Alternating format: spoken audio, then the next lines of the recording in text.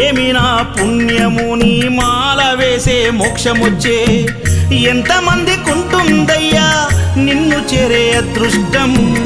ఆనందం పొంగేనయ్యా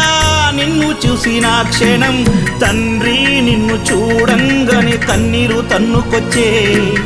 ఒక్కసారిగా నన్ను గన్న తల్లిదండ్రులు గుర్తుకొచ్చే చక్కని మల్లె జాజి పూల పరుపు వేసి